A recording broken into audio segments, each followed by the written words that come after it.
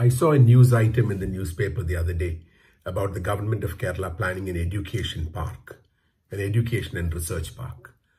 The idea is to take a large area of land and set up the infrastructure required for anyone to come and set up an educational institution there.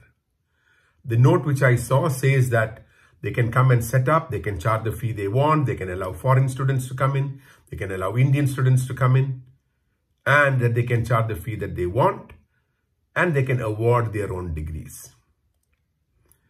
Actually 7, maybe 10 years ago, or maybe 8 years ago, Dr. K.M. Abraham, who was then the Additional Chief Secretary Higher Education, who is presently the KIFBI chairman, Dr. K.M. Abraham, when I was in the planning board, came up with this idea of a knowledge city, very similar to the one which is there in Dubai, or the one that is there in some parts of Malaysia, which again, this news report talks about. It's a very interesting concept. The concept is good, but is Kerala prepared to accept that? The question is that, are we prepared to accept that we can have private universities here?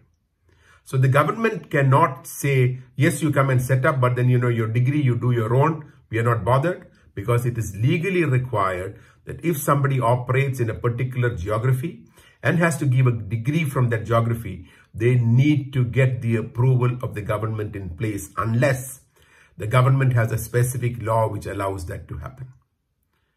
So if that was the case, it would have been so much easier for government to say that, look, I would allow the large campuses like the Mar Ivanios, Mar Basilius to be allowed to be operated as a separate private university.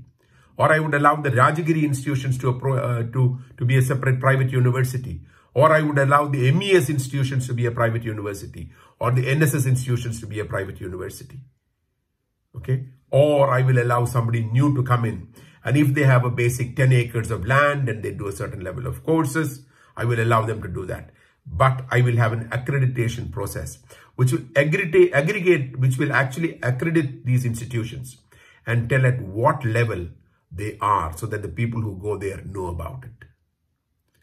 So this is something which is very important. The government, it's easy to talk of ideas. A lot of senior people come out with ideas, and then you prepare reports on it. You can appoint consultants for that. The reports are prepared, and then nothing happens, or something happens, but it doesn't serve the objective that is there. So the government of Kerala, before talking about an education park or a research park, needs to make a clear statement which says that we want to have private people in higher education in the state of Kerala. If that is the case, you will have several people, like the Ashoka University, which was set up on the outskirts of Gurgaon, the Indian School of Business which came in, the Amity University who wanted to come to Kerala several years ago, the Amarda University who couldn't come into Kerala and therefore set up in Coimbatore, and then now they have something near Karunagapalli. There are several people who will want to do that. The Manipal group may want to come in and set up their own. So clearly the government of Kerala needs to open up today to say that we will allow private universities to come, and we have no problem there. Otherwise, all that we are doing is just to say that I have another project coming up and I'm going to do something about it, but nothing is going to take off. So it is essential for the government to make it absolutely clear what they mean when they talk about a research park, or when they talk about an education park, and what will they allow within that and what will they not allow within that. Because otherwise you will have third-rate institutions coming up within that park who will come up and they will cheat our people and go. You have to have an accreditation process. You have to have a process which claims, I'm not telling that you have the accreditation before they come. No, you will have to have something which you do on an annual basis, an independent group, which is not politically motivated, which looks at merit and decides, like the National Accreditation Board, or tell them, let them get affiliated to the National Accreditation Board. Look at the Ashoka University. Look at the quality of programs that they do. Look at the kind of people who go there. And is it something where even the poorest of the poor can go there and join if they have the merit to get into that institution? It is what they call a means blind kind of admission process.